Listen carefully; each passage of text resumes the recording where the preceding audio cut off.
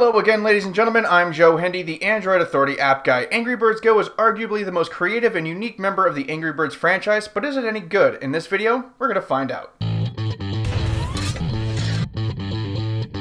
Despite the near constant action, Angry Birds Go is a very simple game. It's a racing game where you drive or fly around a track. Obviously, the point is to get first place. Like most racing games these days, the longer you race, the more vehicles you unlock and the more upgrades you can apply to those vehicles. Each level is a single track that you race a variety of events on. Included is the Fruit Smasher one-on-one versus with an AI opponent, the standard race, a time trial style race, and a boss race that you must win 3 times. You then unlock a new bird to race with and move on to the next track to repeat the process over again. And that's really it, folks. Surrounding the main premise of the vehicle upgrades and tracks are a myriad of other things. There are in-app purchases that get you anything from new cars to double coins after every race. There are sponsored power-ups and in-game services like the State Farm mechanic and the Facebook integration so you can see how your scores compare against your friends.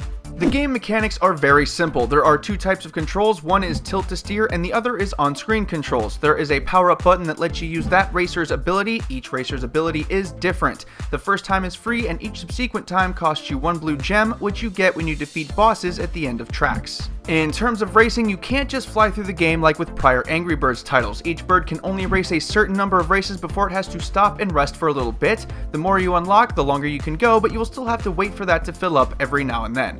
So here's what we liked. The controls and gameplay are easy enough for even a child to grasp. No complicated drift controls or draft physics, you just race and it's fun. The game is playable and beatable without any in-app purchases. You can get through this whole game without spending a single dollar. It's visually appealing, there are a lot of bright colors, types of vehicles, and the tracks are scenic.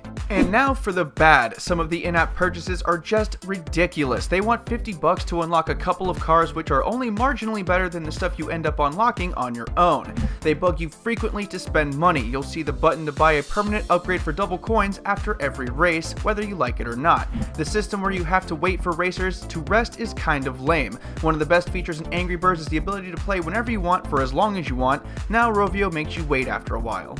Unfortunately, the in-app purchases are going to ruin this game for some people. However, many more will be able to overlook this minor inconvenience and enjoy this game for what it really is, which is a colorful, simple, and fun racing game that finally brings a new experience into the Angry Birds franchise. It's one that it desperately needed. Also, it's free, so there's no reason not to at least check it out.